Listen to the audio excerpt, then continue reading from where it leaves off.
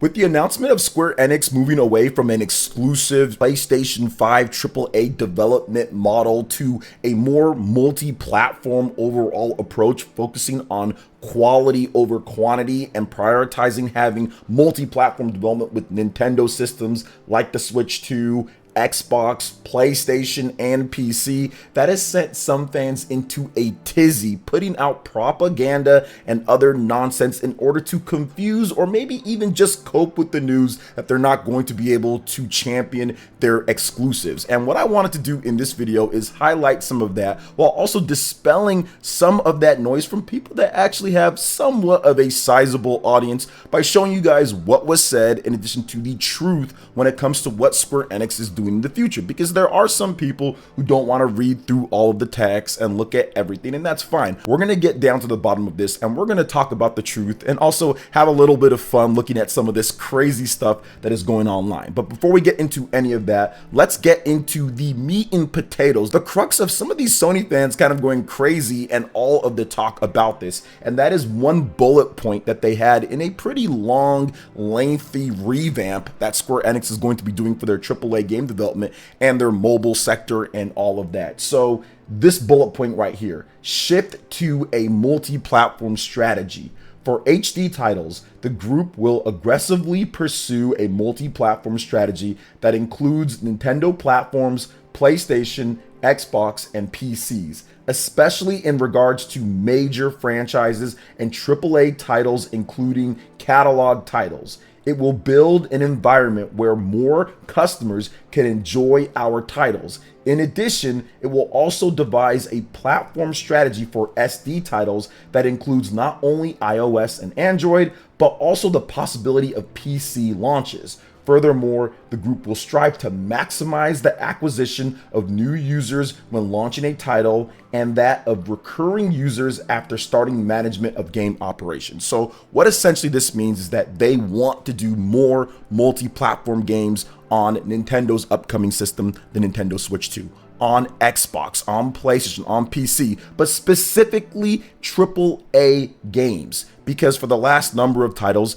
they've had exclusive AAA games to PlayStation 5, Forspoken, Final Fantasy 16, Final Fantasy 7 Rebirth. These are all console exclusive to Sony, and if you look through the report and what they've said about the sales of Final Fantasy 16, what they've said about the sales of Final Fantasy 7 Rebirth, it's not quite hitting the profit margins that they want to hit. Does it mean that all of the games flopped? No. Does it mean that all of the games sold bad? No. But what it does mean is that the games aren't necessarily doing as well as they would have liked, considering the vast amount of investment that went into the game. So they want to reach more people with their big AAA IPs like Final Fantasy, like Nier, like Dragon Quest, and like Kingdom Hearts. So that's essentially what that means. The SD titles, they're talking about the AA, they're talking about obviously mobile games. Those are still going to be there, but they're going to focus on profitability of those franchises. So stuff like Triangle Strategy, Octopath Traveler, those are profitable titles that they can continue doing in the future and have PC launches right there instead of having it be maybe exclusive on Switch for a while, then come to PC later. Now, with that bullet point, that once again sent Sony fans, the crazy ones, not all Sony fans, most fans are just like whatever, but the crazy ones into a tizzy, and the propaganda and the nonsense started. And it makes me to believe that these people are scared of the potential of the Nintendo Switch 2.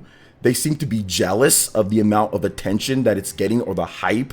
And I think that they see that the Nintendo Switch sold 140 million units. That's more than every other system with the exception of the PlayStation 2, and it's on track to beat out the PlayStation 2 because it sold at a way faster clip considering the amount of time PS2 took to hit that compared to where the Nintendo Switch is in its life.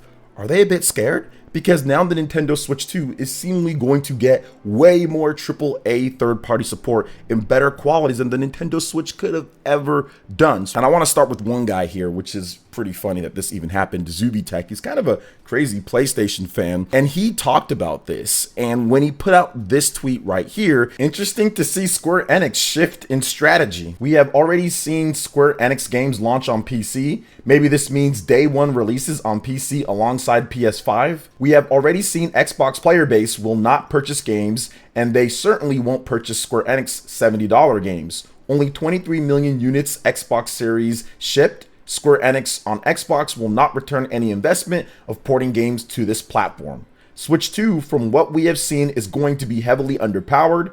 Games like FFR series, Forspoken, won't run well on Switch 2. Will definitely hit Square Enix graphical fidelity in their games. Doesn't fit what Square Enix said about HD titles. I think Square Enix should release less titles. This will reduce costs. I think we are going to see less and less exclusives from all publishers. It's clearly full of ridiculous nonsense, and I actually went in there to correct him on that, as you can see right here. This is a quote post if I've ever seen one. Square Enix released Dragon Quest XI, which was a PS4 title on the Switch, and it sold really well on there. They can make their games for Switch 2, which is looking to be a step above PS4 Pro and right around Xbox Series S in addition to DLSS. They are going multi-platform as an Xbox, Switch 2, PC, and PS5. No need to spread misinformation and propaganda. And at first he liked my tweet, but then he promptly hid my reply and blocked me. So right there, you can tell that some of these people, they don't really want to know the truth. They don't really want to know what's going on. They're only worried about the console wars and all of this garbage when it comes to their favorite piece of plastic. I just thought that was funny, but this guy's always been one to kind of put a lot of propaganda out there when it comes down to PlayStation or when it comes down to what he personally likes. Now, let's get into another one. And this guy is probably one of the most unhinged people on the interwebs, but this is just a microcosm, right? There's more people, but I wanted to highlight some of these that I had some direct interaction with. Now, there's this guy Prophet and others, but Prophet likes to misdirect people and make up lies about the Switch 2 hardware, which we're going to see from somebody way more prominent that a lot of you guys have probably heard about if you're on Twitter in just a bit. But they like to make up stuff about Switch 2 hardware as if the specs are already out. We've already seen the performance and everything like that. There's been nothing confirmed about the Nintendo Switch 2 specs. We just have some leaks and we have some estimations about what it could do, but there is no on the market equivalent to the Nintendo Switch 2 yet, and none of these people are developers. So it's funny that they're saying that it's just like a PS4 Pro, or that it's last gen, or it's 8th gen. As you can see in these tweets here, 16 and Rebirth have massive performance issues on PS5 and had to have their PS4 versions canceled. You'd have to be an idiot to believe the Switch 2, which is relative to a PS4 Pro in specs, is getting these games, especially considering 8th gen support is already phasing out. Now you're arguing the Switch 2 with its 8th gen specs would be capable of handling games that literally had their PS4 versions canceled due to weak hardware?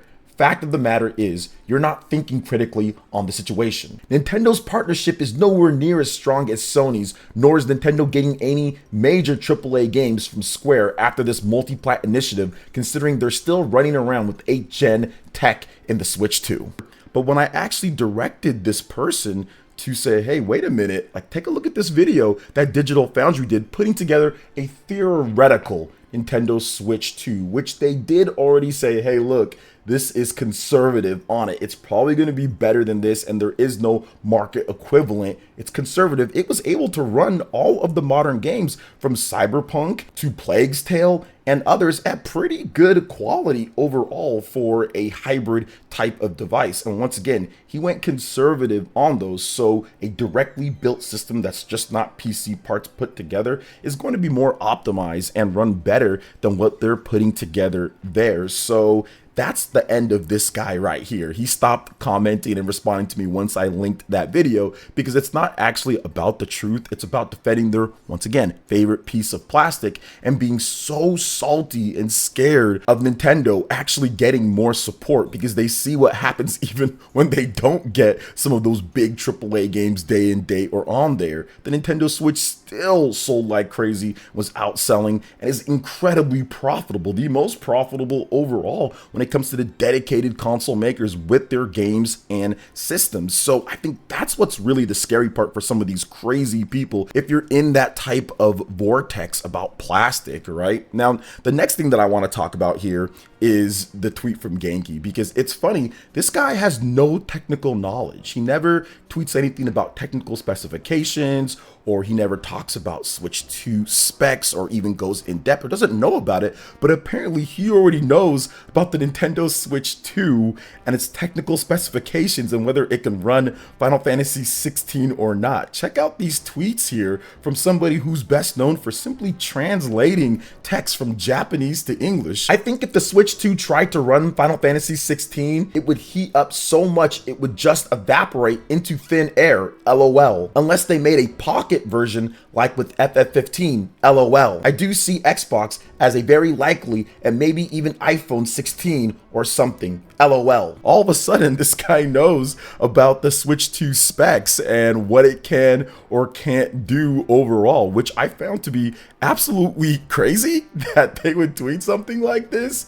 at the same time, to where the Switch 2 would heat up to where it evaporate. First of all, Final Fantasy 16 isn't some type of technical behemoth to the point to where it's the most technologically advanced game ever made. And oh my gosh, it's pushing everything to some level that's been unforeseen in gaming, especially when there's games like Horizon Forbidden West that look just as good and run better on PlayStation 5, or Horizon Forbidden West, that's a game that's also on PS4 that runs pretty good for the tech being as old as it is. So I just found it funny that a translator would be saying stuff like this. But I would just say this, he needs to definitely stick to missing the sales reports in Japan now that the Switch is doing so much better than PlayStation 5, and stick to just translating Japanese to English, because takes like this are crazy because we don't even have the Switch 2 hardware out yet. And even if you look at what the tech experts or people that know tech are saying, they're saying, yeah, this thing's going to be pretty capable overall for what it is, especially since people are out there playing Steam Deck, and Steam Deck is getting modern games. And I'm pretty sure Final Fantasy 16 will be able to be played on the Steam Deck, and that system is about a PlayStation 4. Interesting to see some of these comments from people out there that know nothing about technology, but all of a sudden have stuff to say after this report with Square Enix. I found this to be hilarious though. The mask is kind of slipping a little bit. It's all good and fun overall. Now, I think that some fans don't understand about AAA development overall, what Square Enix said, because I saw this tweet as well. The weirdest thing about this whole situation is that Nintendo holds the majority of those Square Enix exclusive deals by a lot, yet PlayStation is the discourse focus. And yes, there's exclusives and all that, but they're the smaller games. This whole thing that we were talking about is about AAA games. The only reason why this blew up when it comes to Square Enix and what they're doing is because there's a bunch of big AAA games that are PlayStation exclusive. And when you put that amount of investment into AAA, you're expecting a lot more than a game like Harvest Stella or Octopath Traveler 2 or something like that. So that's the reason why. But people are saying, well, look at all these exclusives over there with Nintendo. And it's like, we're talking about AAA. That is what made this all blow up, the biggest titles. So there's not really any type of double standard or anything that people are trying to say, because we're specifically talking about what Square Enix said with HD AAA titles. That's that, and how those HD AAA titles are doing good, but the profitability is not where they want to go. So Square Enix themselves have decided to shift over to a multi-platform AAA model that includes Nintendo platforms, PlayStation, Xbox, and PCs. Square Enix is the one who's making the shift. Square Enix is the one who brought it up. Square Enix is the one who said the profitability of these exclusives aren't good enough. Square Enix is the one who is changing this, not anybody else.